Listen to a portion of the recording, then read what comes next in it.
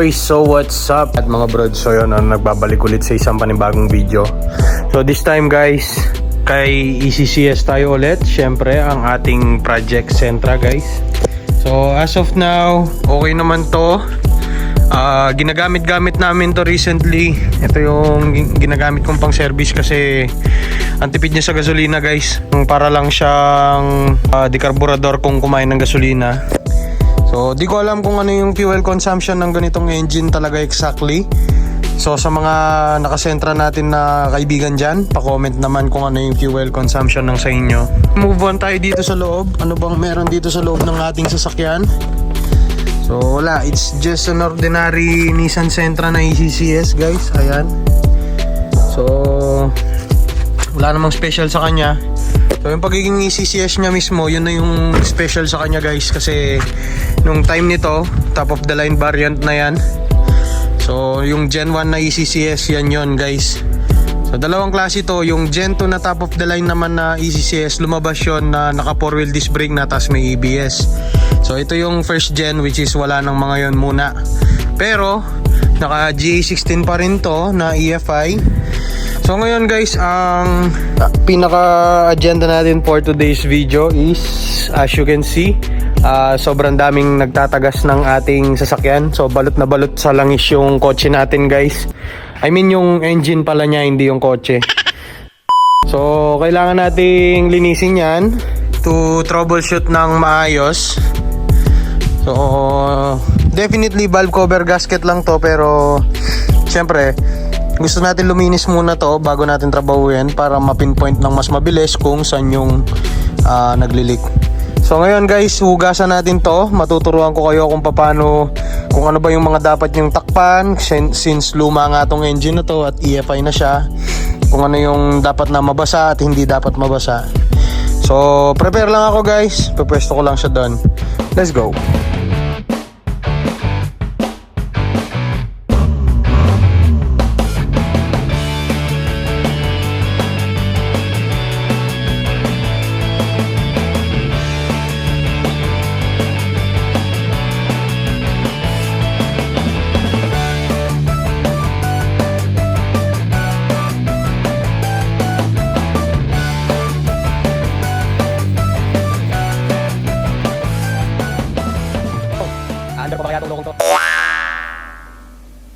So guys, no, bago pala tayo mag-umpisang maglinis dun sa labas, gusto ko muna ipakita sa inyo yung under nya.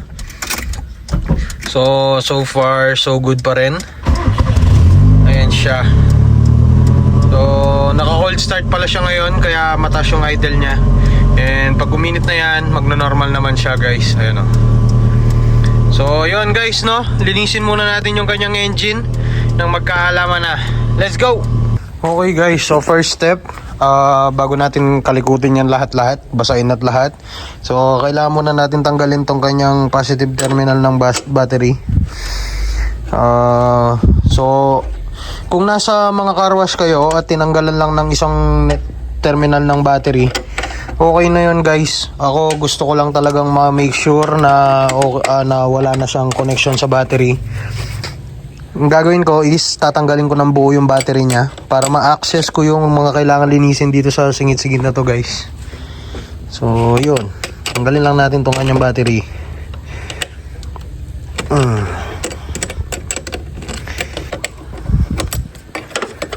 Okay. So after matanggal nitong kanyang battery guys, gusto ko rin tanggalin tong kanyang map sensor and air cleaner para ma-safety natin tong airflow sensor na to.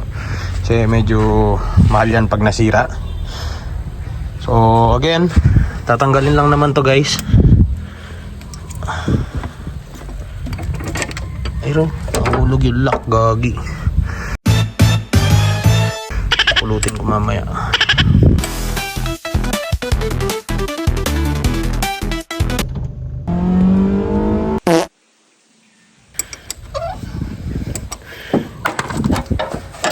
Yun. So dito ko muna. And after naman nun, so ayan guys, so nagka-access na tayo ng mas okay dito sa kanyang gilid. So gusto ko ring umextra ng effort para dito sa kanyang mga reservoir. Since mga B13 guys, ito lang naman yung tatanggalin dyan.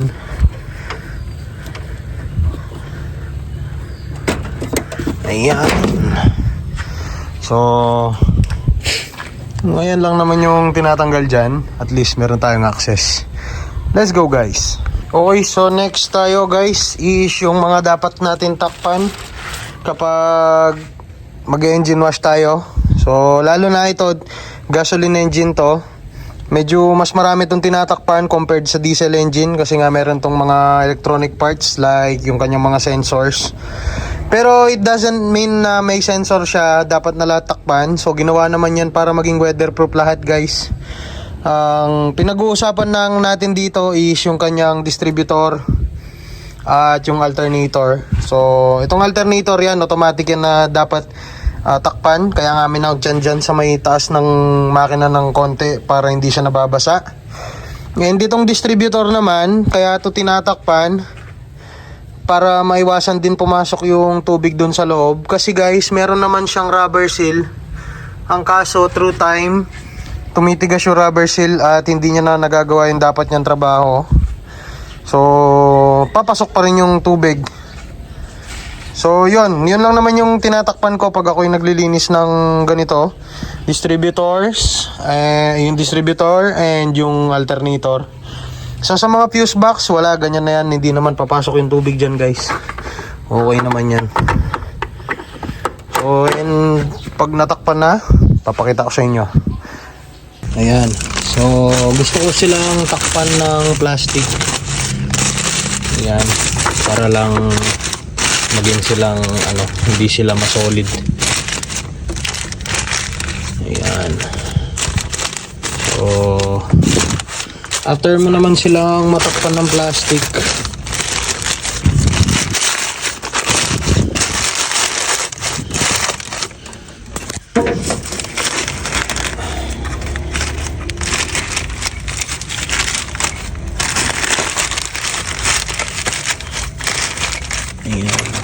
so pwede na yan guys, basta wag lang sumolid. And after natin silang takpan ng plastic, tatakpan ko pa rin naman sila ng basahan just to make sure.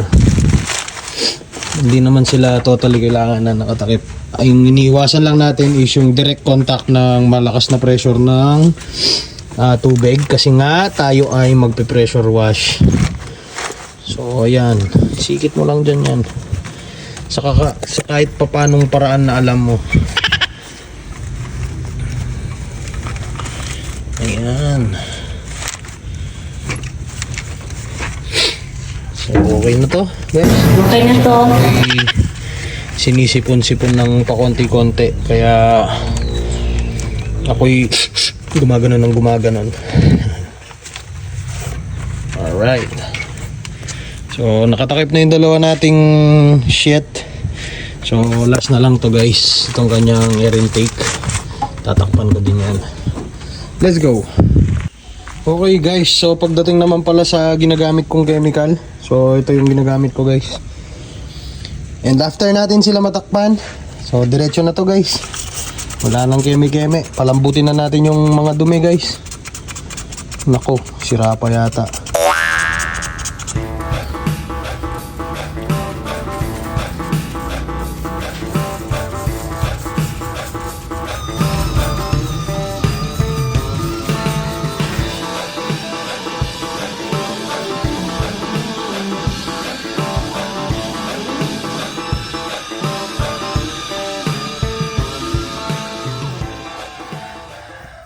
Okay, so after natin siyang ma-sprayan ng ating chemical panglinis, so ang gagawin natin is pababayaan lang natin siya nakababad dyan guys.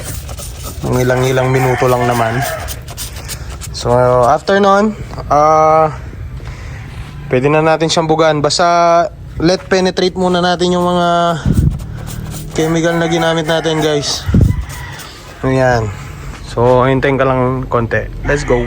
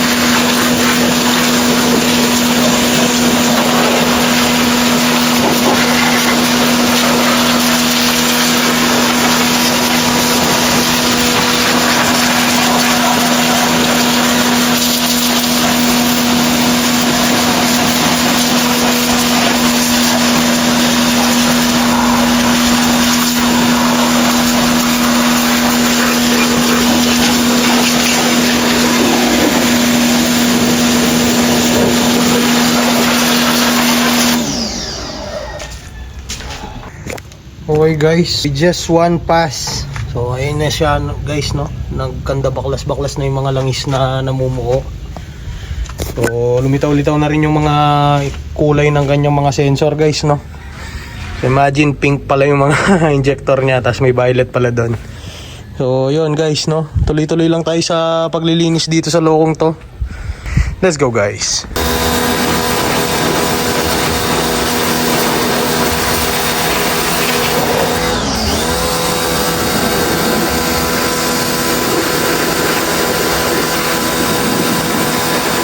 So far so good. Sinisingit-singit pa natin siya ng pakonti-konti. So okay naman siya guys. Medyo pumuti-puti na yung kanya cylinder head guys. Oh. Ayos ba? So bubugaan ko pa ito ng last pa guys para makita nyo yung final product na okay na talaga siya. Let's go.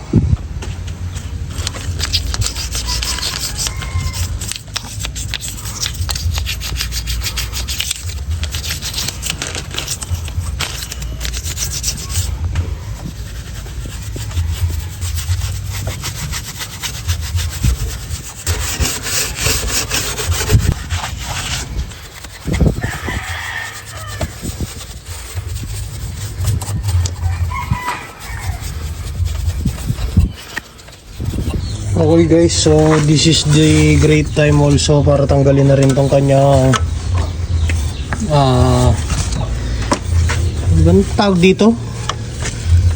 Kalimutan ko yung tawag. Basta makatito pagka nilalagay guys eh.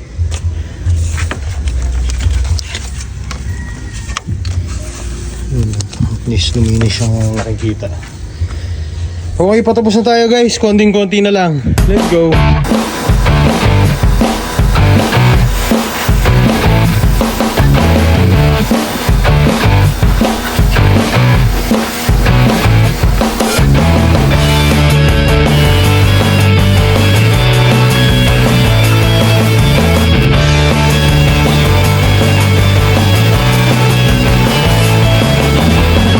Okay guys, so after nating i-engine wash ang ating engine bay, so pwede na natin ito tanggalin guys. Ayan o, diba?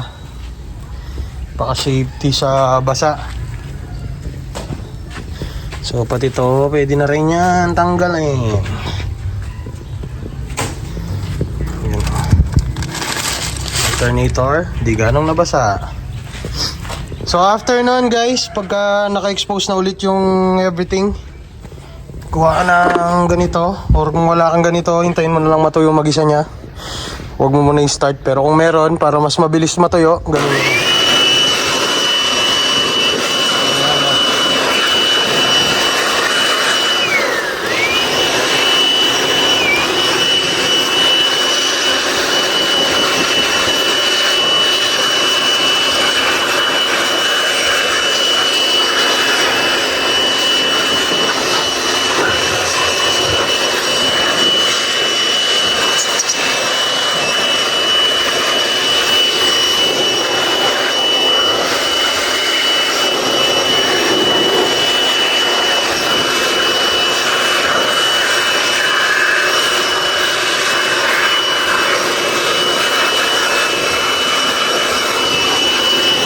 Okay guys, so patutuyuin ko lang to and magpi-play tayo ng konting montage para sa ating ECCS engine. Let's go!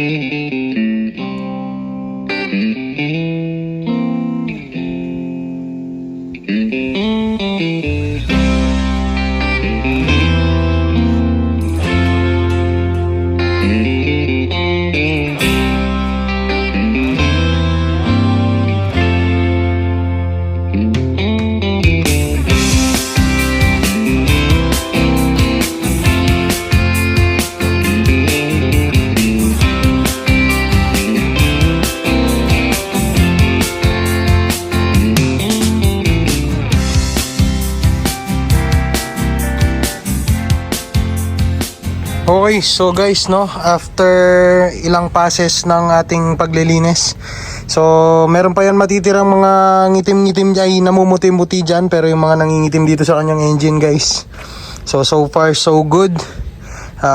Nagtagumpay naman tayo dun sa hangarin nating matanggal natin yung mga yan, oh, nangingitim dito dati. So nagbuka naman siyang makina. So far, ang ganda tignan ng kanyang mga contrast. Ayun yung mga kulay-kulay na yan, guys. So ang ganda tignan. So nagkabuhay yung kanyang engine bay, guys, so far.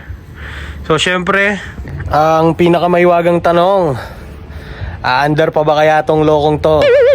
Alright, subukan natin. Let's go! Okay, so syempre, yung mga tinanggal natin, higpitan na natin sila ulit para sure ball. And ito na, guys, lalagay na natin yung kanyang battery. So ito, guys, di ko ikakat yung video, no? Okay, paandarin na natin to. Ayan, so walang cut ang video natin, guys, no?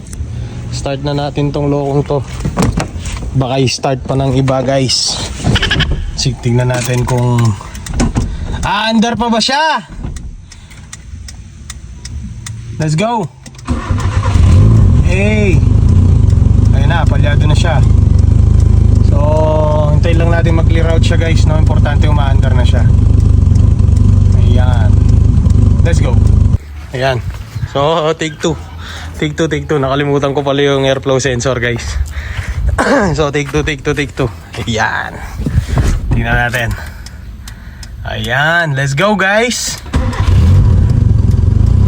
Yun, lang natin siya mag-read. Yun, no? Alright, guys. So far so good.